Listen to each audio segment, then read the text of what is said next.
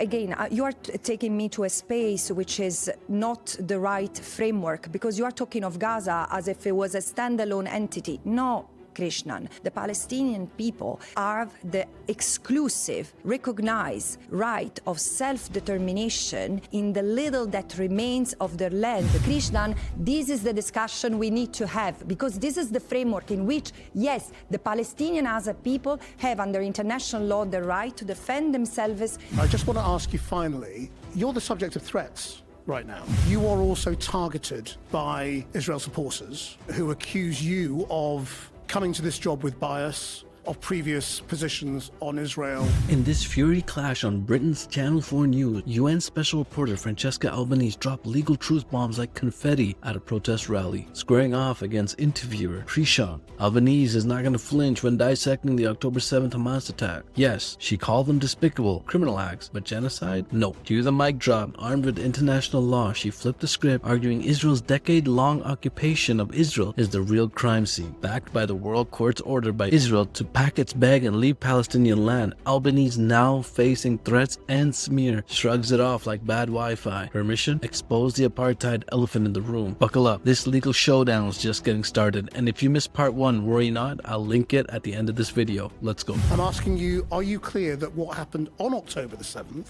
and the Hamas incursion into Israel and killing whoever they came across, was that an attempt at genocide?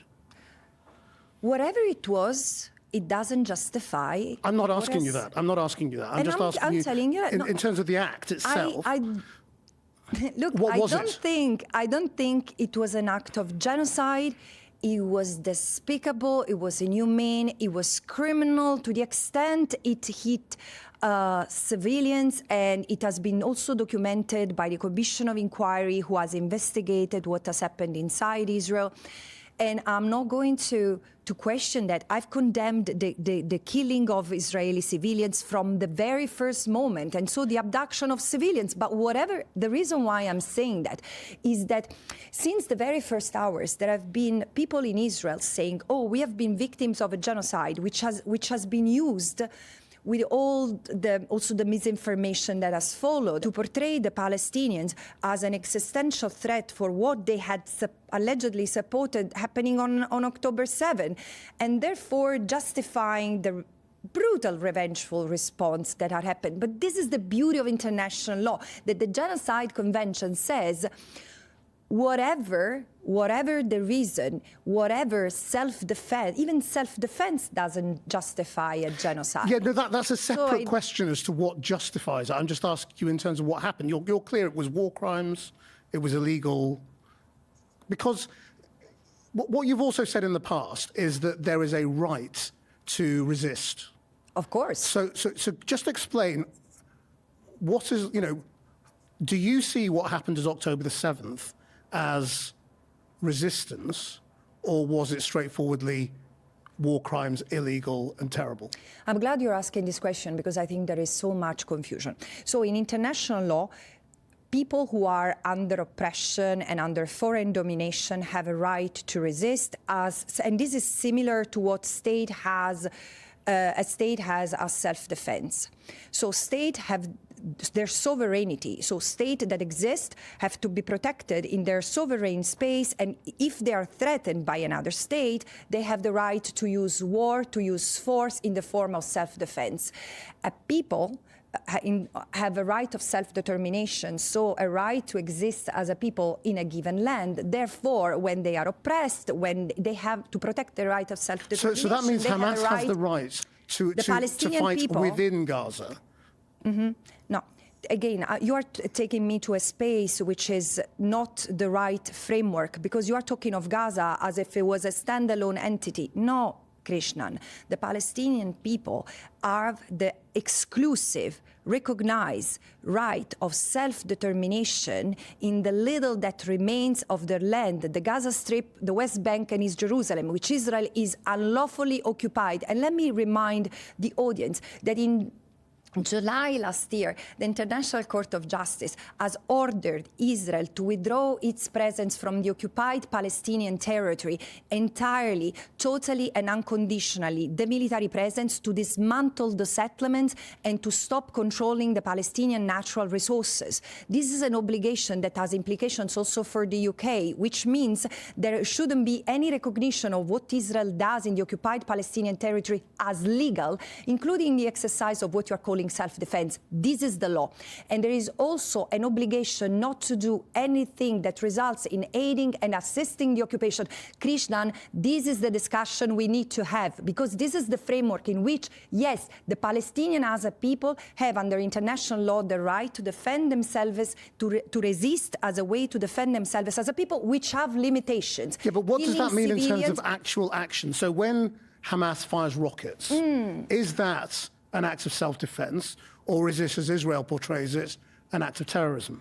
Yeah, of course, Israel portrays it as an act of terrorism. Israel has the right, the obligation to withdraw from the occupied Palestinian territory. And if once this happens, it's attacked by the state of Palestine, it has the sacrosanct right to use and invoke, or rather, to invoke and use the right of the self-defense. So to be clear then, on those rocket attacks, are you saying they are legal resistance? I'm not saying anything that International Court of Justice has not said already for the past 20 years.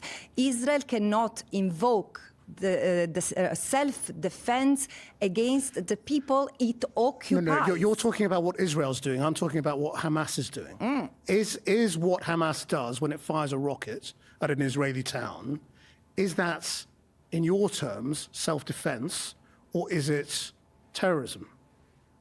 It can be both. If you target civilians, it can be both. So again, an act of resistance. Well, those rocket attacks are untargeted, largely. Look, an act of resistance can be criminal and therefore should be held accountable. So those who have committed crimes against any civilians through killing, brutalization, torture, or abduction need to be held accountable. But let me tell you, under international law, an unlawful act of the resistance doesn't delegitimize the resistance, while the occupation that Israel maintains in the Gaza Strip, the West Bank and East Jerusalem is so unlawful that taints of illegality whatever it does, and it's not defensible. As the Court of Justice has reminded Israel, in many ways, the only legal way for Israel to exercise self-defense vis-à-vis the Palestinians is to withdraw its military and civilian presence from the occupied Palestinian territory and give the Palestinians an opportunity to live free as a people,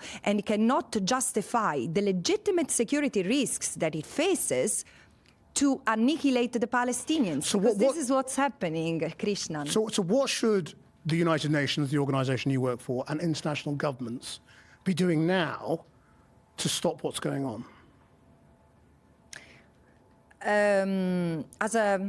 As an independent expert of the United Nations, I can tell you, I can't remember another historical phase where the United Nations have been so fragmented and paralyzed.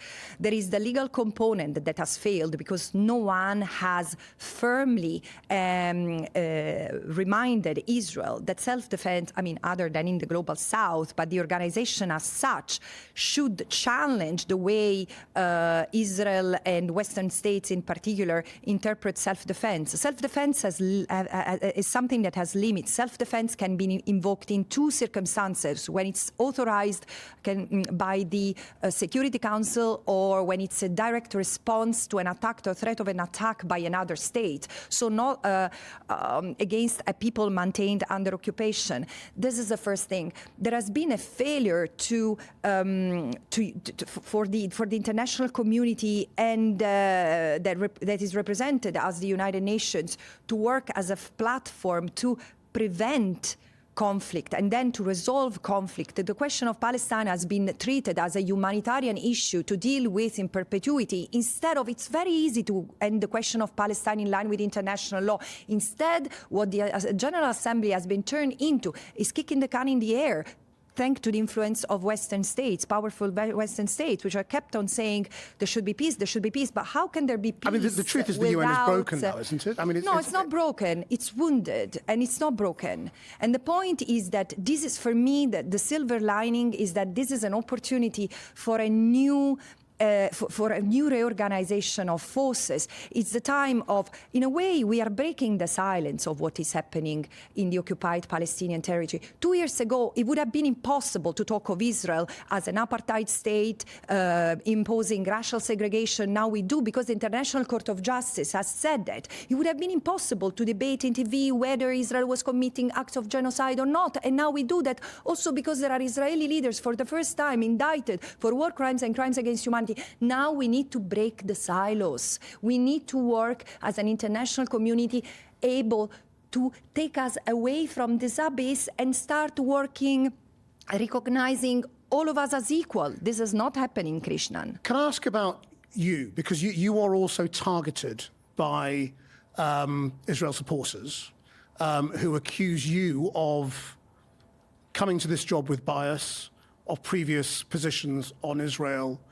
In some cases, they accuse you of anti-Semitism, straightforwardly. What do you think is going on there, and what is your response to it? Look, I first of all, let's clarify what's this job, because this is something I'm doing voluntarily and really out of principle, because as a European, as a responsible European person, I'm so deeply, quintessentially against racism and violence, explicitly because our ancestors have been part of the genocide of the Jewish people, the Roma and Sinti, and all the genocides that have been committed against colonial people. But did you come to this job with an open mind?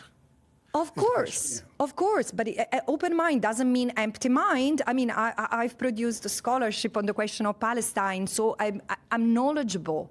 I'm very knowledgeable. If this is a liability, well, for whom? Again, I wouldn't exaggerate the criticism against me, because I keep on being very respected and very well received by most governments in the world, and most importantly, including by the people in the West. Frankly, the fact that certain leaders don't want to meet me, I understand. I mean, I expect that people who are accused of complicity with war crimes and crimes against humanity and possibly genocide take an issue with me. But does the British government receive you? Not that I recall in the last 16 months. But it's important that the British people listen to this and take an issue eventually with the British government, because I say there is willful blindness and ignorance vis-à-vis the facts that have taken place and the legal qualifications thereof.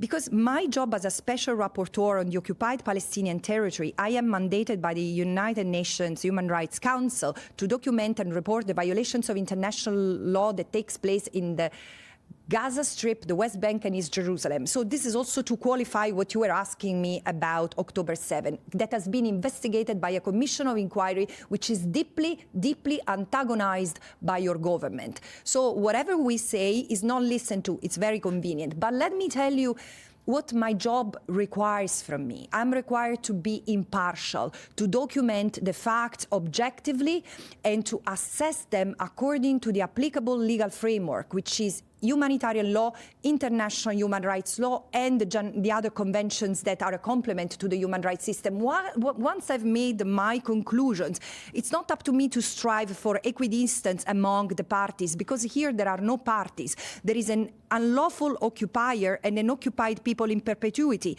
There is a state that continues to advance what has the hallmark of settler colonial practices, and it's committing international crimes. I'm not going to go into some of the history. I mean, you have apologized for talking about the Jewish lobby in the past, and you've never used it again. So we don't need to go into that necessarily here. I just want to ask you finally, you're the subject of threats right now. As anyone who speaks out on the question of Palestine today, which includes many Jewish people, and anyone else. So I'm in good company, let me tell you. Do you feel, A, it's worth it, and B, you're achieving anything right now? I don't know. Worth is not the first word that comes to my mind. Well, your personal security is in jeopardy right now, isn't it? Oh yeah. I'm asking myself. I have 2 young children, so my answer is no one in my life is more important than anyone else, including you, Krishnan. So if you were in Gaza with your family, you would be very happy to have someone like me taking the risk, because you would be seen. At least. Let's get real for a second. Francesca's out here dropping truth bombs while interviewers keep hitting the October 7th reset button like it's a Control Z for accountability. Newsflash, we're a year and a half into this nightmare. Gaza's been reduced to rubble, hospitals are mythbusters, and kids are counting scars instead of dreams. Yet every debate starts with, but October 7th, as if justifying a horror flick sequel by rewinding to the first kill. Cool strategy, guys. Let's all clutch our pearls over Hamas atrocities while ignoring the IDF's Hold My Beer response that turned Gaza into a post-apocalyptic diorama. Francesca's right. This isn't analysis. It's moral arithmetic for dummies. And Krishnan, buddy, you're out here playing devil's advocate like it's a LinkedIn skill. Next time, maybe ask why you're still debating proportionality when one side's got a shopping cart full of UN resolutions and the other's got a blank check stamped self-defense. So let me ask you folks, when the media obsesses over October 7th but mutes Gaza's body count, is that journalism or a magic trick? And before you rage comment, smash that like button. Don't forget to share and hit up part 1 that's on the bottom left of your screen. And I hope to catch you all on the next one.